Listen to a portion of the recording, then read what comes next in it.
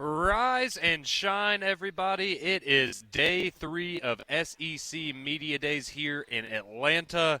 I am Conrad Van Order alongside Damian Mitchell. Appreciate you tuning in to Morning JOX here on your Wednesday morning. And yes, this is the third day of our coverage live from Digital Drive here at the College Football Hall of Fame for SEC Media Days. Yesterday was a pretty exciting day. We got a lot of good stuff from Auburn and their contingency. Of course, Hugh Freeze here leading the charge with some very interesting things to say and a little bit of a sense of confidence, some swagger to him yesterday. Damian is yesterday was significantly more, I would say, more interesting than day one. And now today, of course, we have the Alabama Crimson Tide rolling in, and they're going to get us started off. Actually, Kalen DeBoer will be the first coach at the podium coming up here, and just about 2 hours from right now. So these are the two big days for us, Damian. Auburn yesterday, Alabama today, and you can definitely just sense, things started to pick up for sure yesterday, and having Auburn here obviously for us was a big deal, and they ended up being a pretty big talking point for a lot of people because we know what the expectations are. We know what's on the line for Auburn and for head coach Hugh Freeze this year, and that kind of took over a lot of things. And then you had Texas and Arch Manning in the afternoon. And I will just say this. So I know yesterday I was talking a little bit about Diego Pavia and how he had this big following of people around him.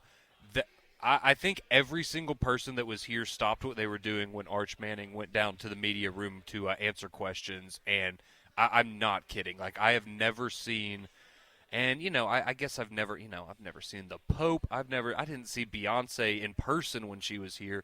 But I have to imagine it would be kind of the equivalent to one of those types of things, Damien. I've never seen a group of people so quickly swarm a 20-year-old kid to ask him questions. I mean, before Sarkisian even hit the podium yesterday, Damien, there were probably 20 or 30 media members already lined up at the other side of the room waiting for where Arch Manning would ultimately end up. It was wild. I had never seen something like that at media days, at least in the last handful of years that I've been able to come. Yeah, the following was huge for Arch yesterday.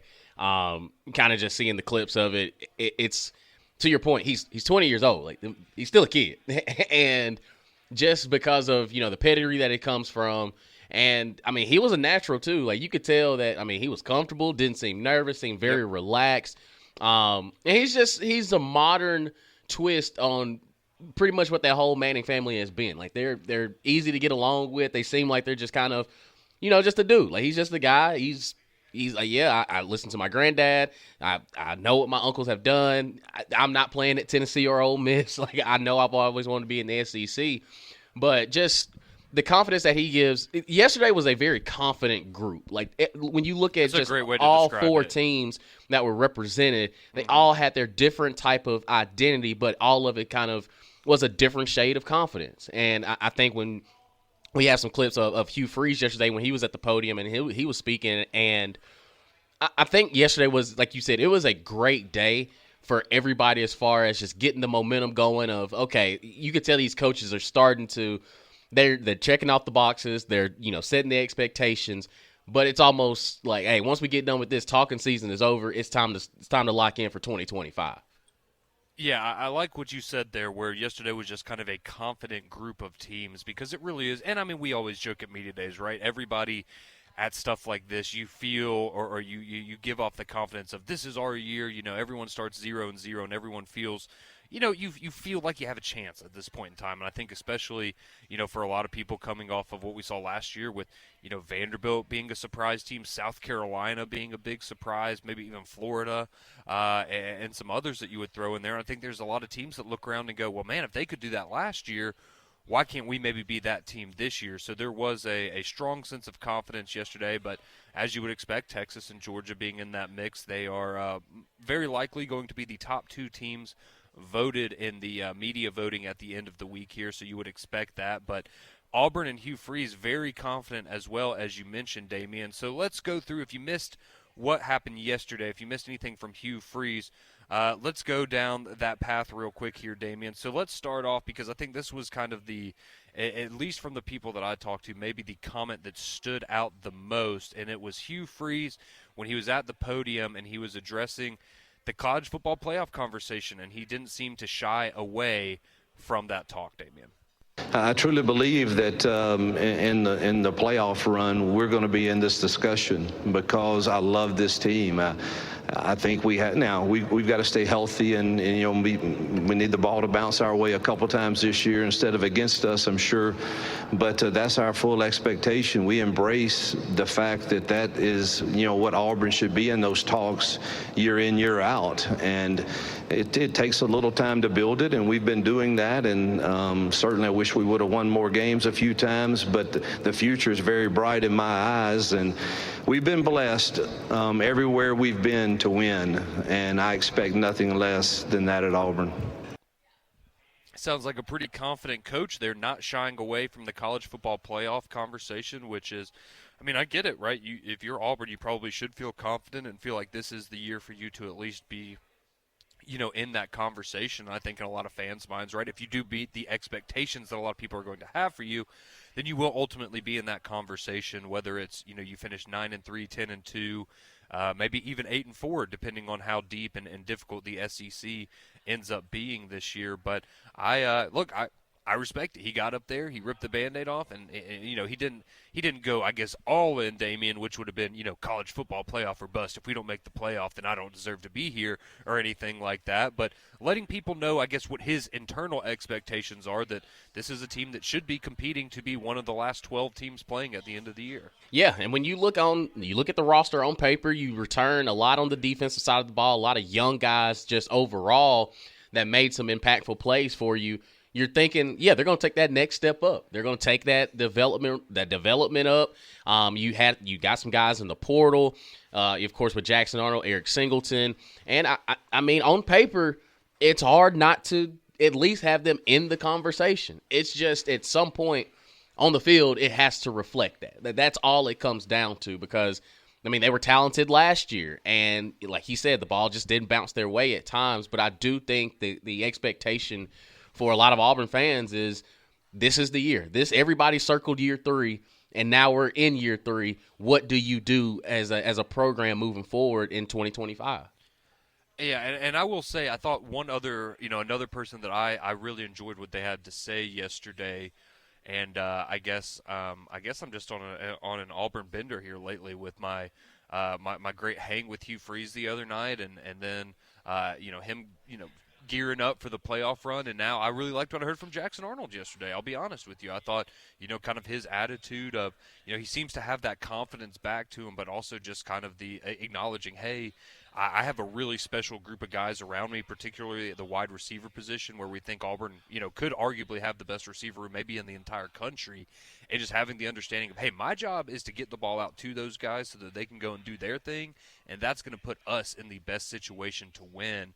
And him recognizing that early on, and just kind of giving off the vibe of, yeah, I'm a former 5-star quarterback, and it's not about him, right? It doesn't feel about him of, oh, I'm trying to build up my NFL draft stock, or I'm trying to go out and throw for 4,000 yards and 35 touchdowns and be in the Heisman conversation. I think he understands that if he just does the little things right, and he gets his playmakers set up and gives them an opportunity to make a play, that's going to give him the best results, as well as for the entire team and the entire offense. So I don't know about what you thought, Damian, but I was really impressed with Jackson Arnold yesterday. I thought he said a lot of good things, what you would want to hear from your Auburn quarterback heading into the year. Absolutely. He's got the point guard mentality. It's Let me give my playmakers the ball, and they will make me look a lot better than even what I think I am. And I think that the confidence, he talked about it on Mac and Cube when he stopped by yesterday.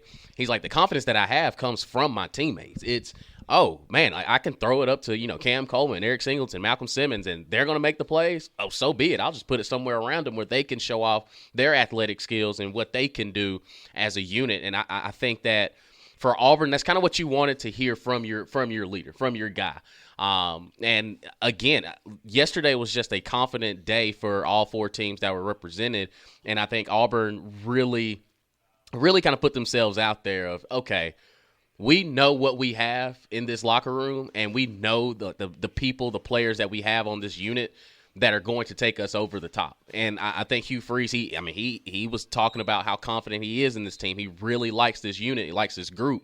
So I think overall, if you're an Auburn fan, you got to feel pretty good after everything that you heard yesterday. I absolutely agree. I certainly think yesterday was a win if you're an Auburn fan, most definitely. But it was a confident day, as we've talked about, and that continued on with Texas. And I mentioned that earlier. Arch Manning, as we expected, right? He was going to be the most in-demand person here at SEC Media Days, and it was very cool to see everybody just sort of gravitate towards him. And he just has this. I don't know. He's just very casual about it. Even just the way that you see him walk through the crowd and navigate through things, and he just seems completely unfazed by it, which is pretty cool. But I did think for Texas, well, first off, we have to address the fact that I'm sure some of you have seen the video by now. But so we get done with three-man front yesterday. I go downstairs and I'm getting set up. I'm like, all right, I'm going to go listen to Sark, get some video for our social media. And I'm kind of interested to just hear what he has to say. And so Greg Sankey gets up there, he introduces Sark, and then the Texas A&M fight song plays as he's walking up to the podium. And you could tell a couple of people, not everybody was like picking up on it, but a handful of people did. And everyone was just kind of looking around at each other like, is this a joke? Like, surely this is a joke, right? Like, they wouldn't have made this sort of mistake. And I'll be darned, that's exactly what happened. So Sarkisian got introduced by the Texas A&M fight song, which was pretty funny. But he probably doesn't care about it that much because Texas had a big day here while they were at SEC Media Days on the recruiting trail. And, of course, he couldn't talk about it because somebody asked him about it. And he's like, I can't. Right, yeah, recruiting rules, like, yeah, hey. Just so you know, I can't. And I mean, you could tell it was like a younger student reporter or something like that. And, they felt bad, but it was like, yeah, I just want you to know the rules. We can't answer those questions. Like, and so he had kind of a very generic question where, and he ended up talking about NIL at one point, and we don't really talk about that too much with some of the recruits, and we think our approach at times has hurt us, and everyone's just sitting there like, aren't y'all spending the most money in the entire country in the country roster this year? But that's neither here nor there. But yesterday for Texas, it was a big day at the podium, but also on the recruiting trail. So they pick up a 5-star linebacker in Tyler Atkinson. So he was down to Texas and Georgia and a couple other schools, but it's mainly Texas and Georgia. So he picks Texas over Georgia, and this is while we're here at Media Days. And then not only do they do that, they also flipped 5-star defensive lineman James Johnson from Georgia to Texas while Kirby and Sarkisian are both here in the same room doing media together. So they certainly had a lot of things to be very, very happy about from yesterday, but it was certainly interesting to see Texas. I thought it was a little different than last year, where again it was a home game for them being in Dallas and their first year in the league. They didn't. I don't know. I didn't get as much of a hey, we own this place kind of a vibe from them as we did last year, but certainly a very confident bunch to say the least there. And then you had Georgia as well yesterday, and I would say par for the course, Damian, for Georgia and Kirby Smart, right? Of Gunnar Stockton got a lot of attention, and we're all kind of interested to see what he has developed into this offseason. But business as usual for Kirby Smart, and it was kind of funny. We were talking about it yesterday, and now that we're a couple years removed from Saban being here, Kirby's the old man on campus now, right? Like he's the guy that all the other coaches kind of look to. And he just has a very calm demeanor about him. Business as usual, been here, done that. And I wouldn't expect anything less from Georgia and Kirby. Yeah, he was just, let's talk about the ball. Let's go about our business. And they're the defending SEC champions. And They carry themselves as such. It's, we are the cream of the crop. We feel as though that this is where we belong. We're continuing to compete, continue to get better. And Kirby, there's not much he can really say because it's gotten to a point where he's trying to retool his roster, trying to reload for another year. And I think Gunnar Stockton did a good job as well. He just seems like a football player. Like he's just, hey, I know what position I play. I know a lot of the spotlight's going to come my direction, but he's almost like Jackson Arnold. I just got to get the ball to these guys. And somebody, I think it was Brooks Austin, who covers Georgia, he was on Paul Feinbaum's show yesterday, and he described Gunnar Stockton as a violent thrower of the football. And that's kind of what – I didn't know how to describe it for so long because of the fact that I was like, man, his arm just – he's got it. He can make any throw that's on the football field. And the way that he said like he's a violent thrower of the football, it made perfect sense. He knows it. And I think a lot of the offense is going to be geared – a lot of the question marks that I had, even with Carson Beck last year – being the starter, I think Gunnar Stockton kind of he kind of impressed me a little bit, and it's like, okay, this dude just wants to play ball. That's all that really matters to him. He's like, yeah, appreciate it. NIL's cool, but I have a group of teammates that give me confidence, and I just want to make sure they get the ball in their hands and do what I need to do as a quarterback. Absolutely. So that was it was a very interesting day 2 yesterday. Definitely had a little bit more buzz about it. And I think everybody was just kind of settled in after day 1, and everybody having to kind of scramble to get things started and set up on Monday morning. So excited for a eventful day 3 today. Of course, if you missed it at the top of the show, Kalen DeBoer, Alabama head coach, will kick things off a little after 8 o'clock Central Time at the podium. He's going to be joining McElroy and Kublik in the morning coming up, and hopefully about an hour from now as well. You're also going to have Jeff Lebby. He's going to hit the podium at 9:50 Central Time for Mississippi State. Billy Napier, Sunbelt Billy of Florida, he will be at the podium at lunchtime at 12 o'clock Central. And then Brent Venables and the Oklahoma Sooners, they will wrap us up today at 1:45 Central Time there from the main ballroom here at the Omni Hotel. So excited for an eventful day 3. Don't worry, Damien, I didn't forget about Tennessee. You're still Tennessee or a Heupel disciple for a few more days. So he had some interesting comments yesterday that I did want to get Damien's thoughts on. We also had the All-Star game in Major League Baseball last night with a very, very exciting finish. So all of that you have to look forward to next on Morning JOX.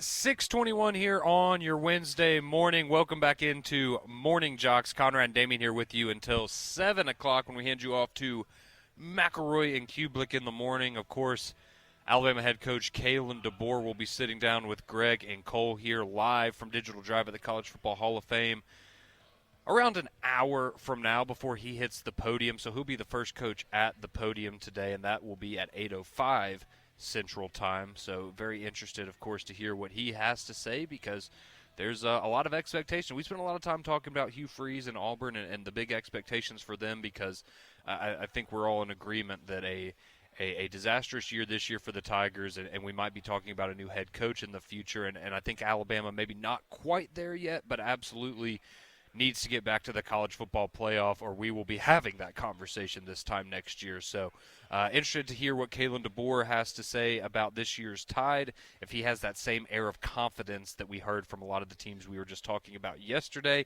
If you missed it, Caden Proctor, Deontay Lawson, and Tim Keenan, those are going to be the 3 Alabama players that are going to be joining Coach DeBoer here in Atlanta later on today. But last night, do want to have some recap quickly, the Major League Baseball All-Star Game. So I don't know how much of this you were able to catch, Damien, but it was it went from being, okay, this is going to be a complete snooze fest, to actually pretty entertaining, and one of the more entertaining ones we've had in the last few years, I feel like, because when you look at it, the National League goes up big early. They were up 6-0, and you're thinking, man, they're just absolutely going to cruise here. Paul Skeens finally got some run support in the first inning, and that kind of set the tone for the National League. But the American League, they come back and score 6 runs in the 7th, 8th, and 9th innings. So you had a home run from Brent Rooker. You had a couple of RBIs from Bobby Witt Jr., and then Stephen Kwan, he ties it up with an infield single in the top of the 9th to make it 6-6.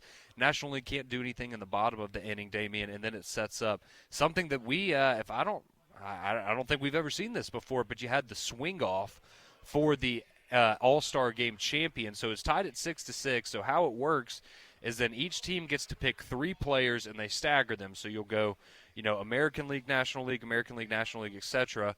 And whoever, it's essentially a mini home run derby, right? Each guy gets 3 pitches or 3 swings, and whoever hits the most home runs out of their 9 combined swings from their league, that's the winner. And you had the National League pulling off the win yesterday 4-3 because Kyle Schwarber was an absolute monster. He got up, he hit 3 home runs in a row to set the National League up, and then you had Aranda for the Tampa Bay Rays, who unfortunately couldn't get the job done for the American League, and the NL, they still had Pete Alonso in their back pocket if they needed it. So a big win, though, Damien, for the National League yesterday, and a big night for Kyle Schwarber, who I mean, essentially, we had back-to-back home run derbies is ultimately what it kind of turned into, but I know a big win there for the National League because the AL's kind of dominated this here recently. It's only the National League's second win in the last 12 years. Yeah, and I was kind of, when you talk about the snooze fest, that's kind of what happened to me because I saw, the National League get up 6-0. I was like, okay, well,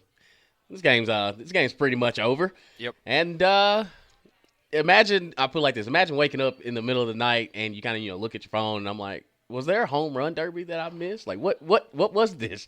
And it was the swing off, and I was just like, wow, I missed all this. Like, what happened? Yeah. But no, it was cool.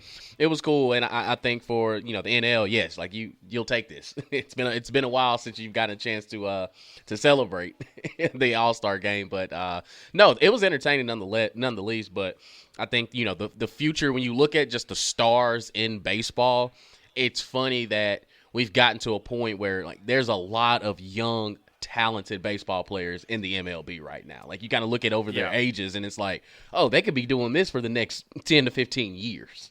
I was about to say, you had a lot of guys on rosters last night it was their first All-Star appearance or maybe their second, but like you said, a lot of young talent to go around in the game, which is certainly awesome to see. But and I wanted to point this out because I'm sure a lot of people had the same thoughts that I did watching it at the end with the swing off. And why is Aaron Judge not doing this? Why is Ohtani not doing this? Why are these guys not the players selected by the managers? So apparently what happens is both Aaron Boone and Dave Roberts, they had to submit on Monday, hey, these are the three guys, if we go to a swing off, that I'm going to want to utilize. And a lot of these starters, if you didn't know this, for example, Paul Skeens, right? He goes out there, throws one inning last night, and then he's done. Well, he's going to go hit the locker room. He's going to take a shower, and he's probably going to get out of there, right? He might hang out for a little bit, but he's not staying for the entire game, and that's the case you had with a lot of the position players too, where they leave after they get pulled out of the game, and so you're kind of stuck with your bench players, and that's why you got who you got in the swing-off yesterday there. But yeah, very cool All-Star game. Also, I thought they're honoring Hank Aaron's 715th home run, and the way that they did that with the visuals projected onto the field, I thought that was an awesome moment, and the fans really seemed to enjoy that too. So I thought that was very well done and very tasteful very classy move by Major League Baseball. Yeah, it was, and I think this All-Star, I say week, these 2 days have been good for the city of Atlanta. Like for it to not not happen a couple years ago. With all, everything getting all politicized and things. But I think Atlanta did a good job of just hosting the All-Star game and just, kind of giving it a new spin and kind of just trying to find ways to make it, more entertaining. And I think they did a good job. Yeah, no, I certainly agree with you on that front. I thought they did a nice job with that as well. So we are here, day 3 of SEC Media Days here on Digital Drive at the College Football Hall of Fame. Expecting another big day today as Alabama rolls into town alongside Oklahoma, Florida, and Mississippi State. So a lot of exciting programs, a lot of high expectations to go around today. And it's always fun talking Major League Baseball, Damian, but we're here. Let's talk some college football. So how about we talk expectations? What are we thinking for Alabama, Oklahoma, Florida, Mississippi State for the upcoming years? We also want to hear from you. What are your questions? Maybe your takeaways so far from Media Days, but what you're hoping to hear from the teams today. I know Drake's already chimed in on the text line. He says, it's Lagway Day. Let's go Gators. I know a lot of people are going to be very interested to see. I'm excited to see him in person, again, because just when you kind of get to size these guys up, it gives you a little bit of a different perspective.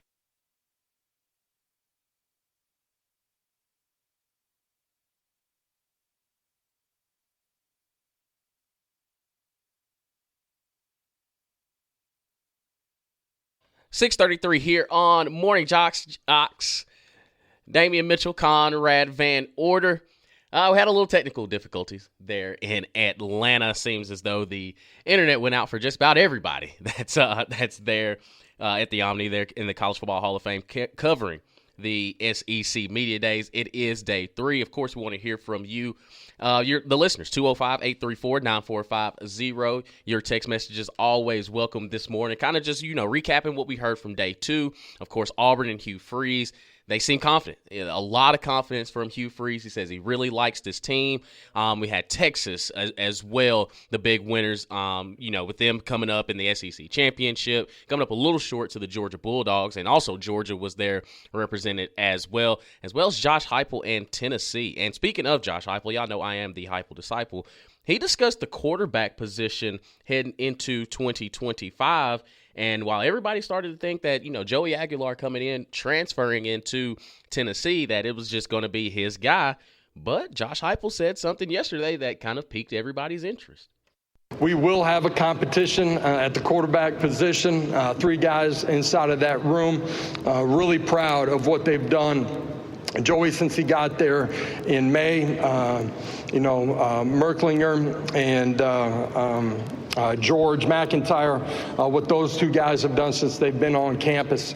But I'm really proud of the steps that they've taken through the summer in developing relationships, rapport with the guys around them, their ability to compete in a positive way with each other in the meeting room and on the field, their ability to have leadership traits and to continue to grow in that.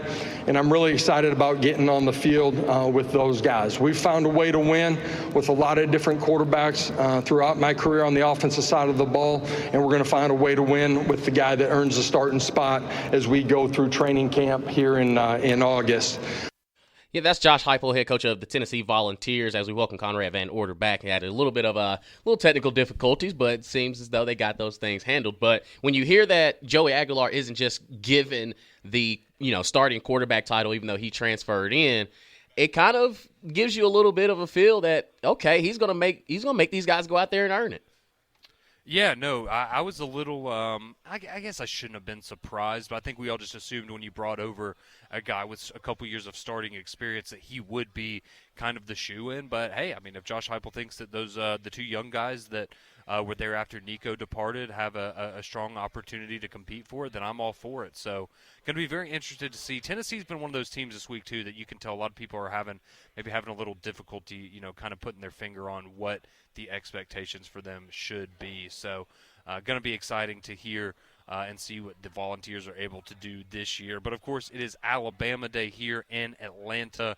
They are going to get a lot of the attention. Florida, Oklahoma, Mississippi State also here, and they will certainly get their fair share of it as well. But I think we all know that Alabama is one of the schools that just carries a little more weight at SEC Media Days. People kind of perk up a little bit more when they walk through the door. So interesting to hear from Kalen DeBoer today and kind of how confident he is in this team and really just talking about the difference in year 1 and year 2 for him. And I know, Damien, a lot of people I say this. I feel like after the Michigan game in the bowl where Alabama loses that game, immediately everybody's on board of, Alabama's fallen off. They're not going to be bad, but, maybe they're like a middle-of-the-pack team next year, right? Like a top 15, a top 20 team, but nowhere near a top 10 or a top 5 type program. And now, as we've kind of worked through this off season, it feels like people are starting to come around, and you're starting to hear more people that not only are believing in Alabama, but picking Alabama maybe to win the SEC or picking them to be one of the top 2 teams in the conference overall. So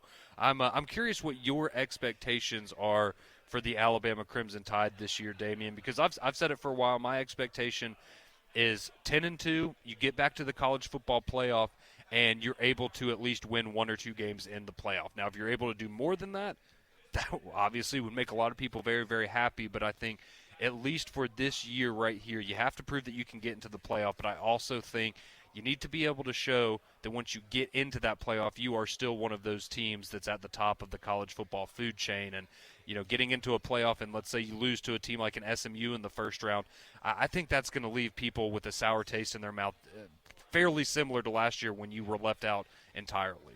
Well, me and you both, we're big Alabama fans, so it's hard, right. Not to, wave the crimson flag. But I think that Alabama wins the SEC. I think, this team last year, it was just new. That's all it was to me. Like, it was just kind of those growing pains where it's different from hearing a voice for, pretty much 20 years and then switch it up and expect, everything to just be perfect. But it's not. It was a transition year, and if your transition year, you win 9 games, I look at it more optimistically of, okay, it wasn't like, okay, the Vanderbilt game, didn't really expect that one to happen. Tennessee was the college football playoff team. you kind of just see where you are. You had to be on the road, and it wasn't the greatest performance. And the one loss that just still puzzles is Oklahoma and the way that it happened. Yeah. I don't expect that Alabama team to be in that same position this year with Ryan Grubb as the addition of offensive coordinator. And again, Kalen DeBoer isn't that. He's not the rah-rah guy. Like, you've gotten so used to what Nick Saban was as far as, he was very militant. This is how we're going to do it. This is how it's going to be. No ands, ifs, or buts about it. And not to say that Kalen DeBoer doesn't have it in him, but he doesn't carry the same effect that Nick Saban did. And I think, after 1 year, you kind of assess everything. And maybe some of the guys that were under Nick Saban were kind of like, man, this just isn't our guy. When you see, a lot of guys some of the guys hit the transfer portal, and it took a minute. But I think the buy-in that you're seeing now, and a lot of it with the recruiting side of things, Alabama's still recruiting itself. I still have high expectations for this Alabama Crimson Tide team. And I do think that with Ty Simpson, him being a very older guy in the room, and, he has Kalen Russell, has Austin Mack still pushing him in that quarterback room. But when you look at the pieces that you have around whoever is taking the snap at quarterback, they're going to be elite. Like, they're going to be great. Isaiah Horton hitting the transfer portal coming into Alabama. You still have Jeremy Bernard, who's been with Kalen DeBoer the whole ride. And, of course, we know what Ryan Williams is. And I look at the defensive side of the ball, too, and some of the pieces that return. I think it's more interesting of the value and who decided to stay for another year. I think it kind of speaks volumes of, like a Deontay Lawson, an LT Overton, a Damani Jackson, guys that could have gone to the league and been, they would have been high draft picks, but they decided to come back. And also Keon Sabb coming back from injury. I just think the pieces that are there, it's hard for me to not feel confident in the people that they have, and that Kalen DeBoer is like, hey, this is year 2. I understand what the expectation is. We fell short last year, and I think you're going to get a motivated Alabama team. Yeah, and I know some people maybe still aren't, completely sold on Kalen DeBoer, but I think what you just said, that's kind of one of the things that I would look to and go, man, this should give you, if you are not a believer yet, this should maybe make you a little more comfortable heading into the season. And it's what you said about players coming back, right? Why would you come back for another year if you didn't feel like you could be developed to be better and make more money, be a higher draft pick next year, or you didn't feel like you were coming back to try to win a national championship? And I think that right there shows you that what's going on in that locker room, there is that belief in what Kalen DeBoer is doing and what that staff is building. And that's why those guys wanted to come back, and that's why you didn't have anybody leaving the portal in the spring window, because you seem to have that chemistry and that culture ingrained now there in Tuscaloosa. And one of the things that we've heard all the offseason is it finally feels like it's his team, right? It is fully Kalen DeBoer and Ryan Grubb and Kane Womack and the rest of that staff. It is their team. It is their culture. And I think that's what has a lot of people really, really excited about this upcoming season. So we'd love to hear from you as well, our wonderful JOX listeners, at 205-834-9450 if you'd like to get on the courtesy GMC text line. And what are your expectations for Alabama coming up this season? Is it playoff or bust in your opinion? If they don't make the playoff, do you think that it's time for Kalen DeBoer to be shown the door? Or maybe some of you are expecting national championships to be won in Tuscaloosa in the very near future again. So we'd love to hear from you, your expectations on the Alabama Crimson Tide. But we also have Oklahoma, Florida, and Mississippi State. I just saw some of the Mississippi State players wandering around here at Digital Drive. So we've got to share some of our expectations for those programs this upcoming year. And Damian, I know this might seem a little far-fetched, but I think it's safe to say that there is someone else in the media that is a big fan of not only Oklahoma, but Morning JOX, because they had some very similar sentiments to us on some of the Oklahoma Sooners. So we'll tell you all about that next on Morning JOX.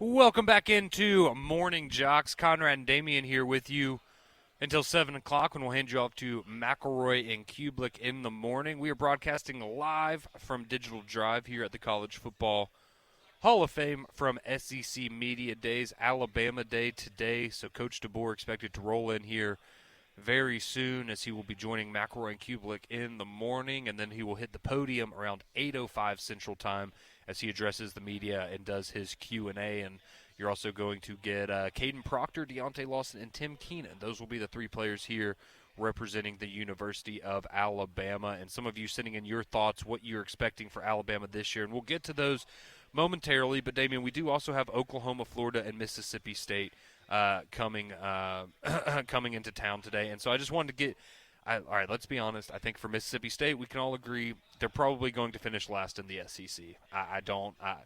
Yeah.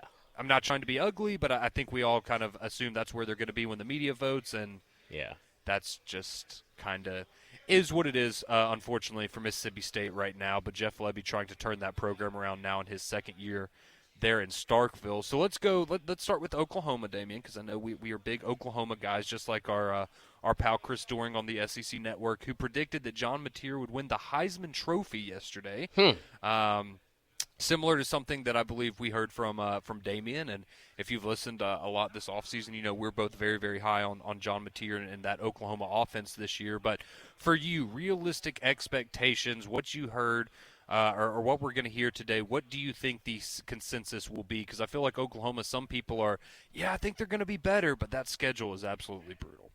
Yeah, and I think that's where the conversation starts. It's their schedule. It's so difficult to, I guess, kind of get a read on it, because I do think they're going to be better. I think they're going to be better than what they were last year. But when you look at, when you got Michigan, you get them at home, and then you follow that up with Auburn to start things off in SEC play, and, of course, the rivalry with Texas. And then you got South Carolina, Ole Miss, and Tennessee. And I think Oklahoma right now, their biggest issue was their offensive side of the ball last year. You were decimated with injuries, and defensively they kept you in ball games. And now it's, okay, are we going to see any sort of a drop-off defensively? Because your offense now, at least on paper, seems as though it can be competitive. Like, it can be comparable, where they can play complementary football. And if your defense starts to wane down a little bit, at least you have an explosive, or what I think will be an explosive offense with John Mateer, with Jay Knott, and now Deion Burks coming back 100%. So I think that Oklahoma, to me, they're probably, name-wise, they're still going to be in that conversation, but they're the dark horse of the SEC, where, they could be 7-5, or they can mess around here, win 9-10 games because of how good and how they've replaced everything on the offensive side of the ball. Yeah, I think you're going to have a lot of people that are, some people are going to be really high on the Sooners. I think some people are going to maybe have those expectations around like a 7-5, just because, again, they'll say, I think they're going to be better than last year. But, when you have to play Texas, South Carolina, Ole Miss, Tennessee, Alabama, Missouri, and LSU consecutively to wrap up the season, that's going to be difficult for anybody to do.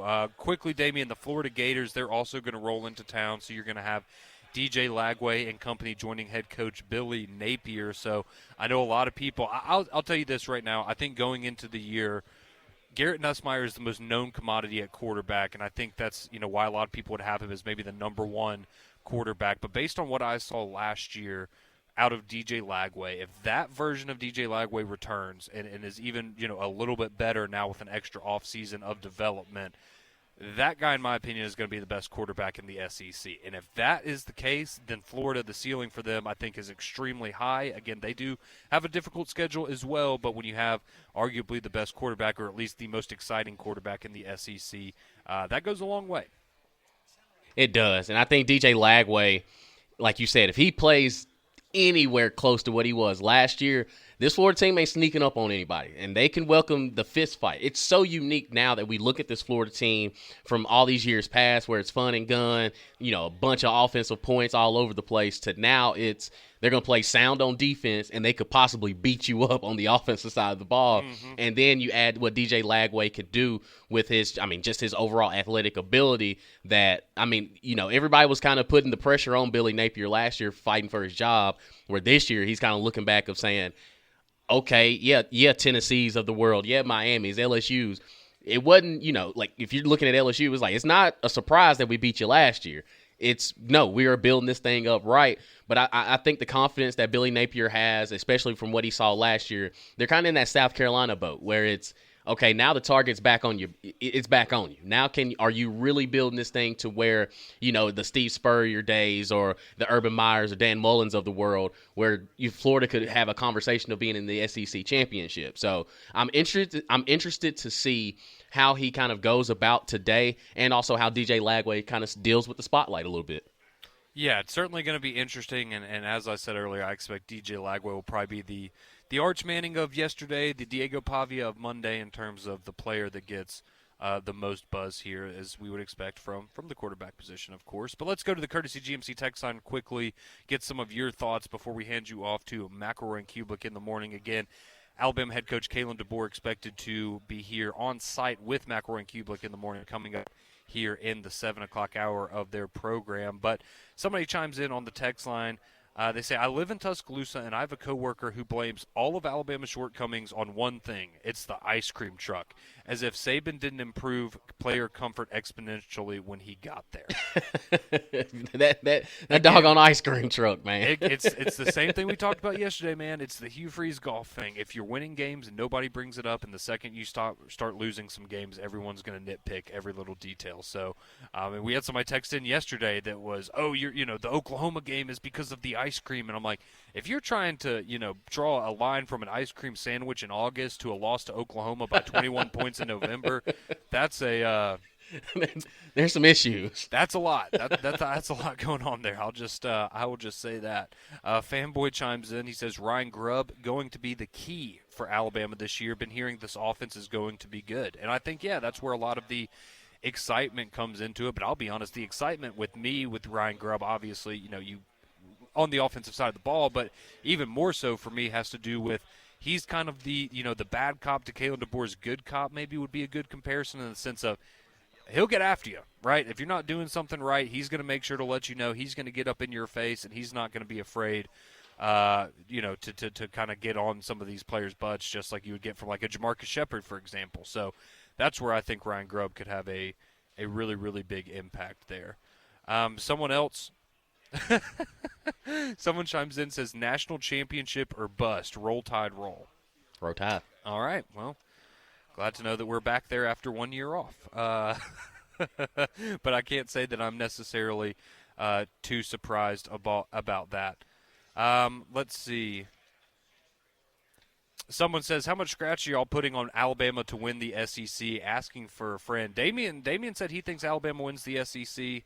I have them as the second best team in the SEC. That's where I was. Wow! And you call yourself call yourself Crimson Conrad. I know. I guess Damien's the bigger Alabama fan now. But appreciate y'all joining us this morning. We're back tomorrow. McElroy and Kublik in the morning. They're next.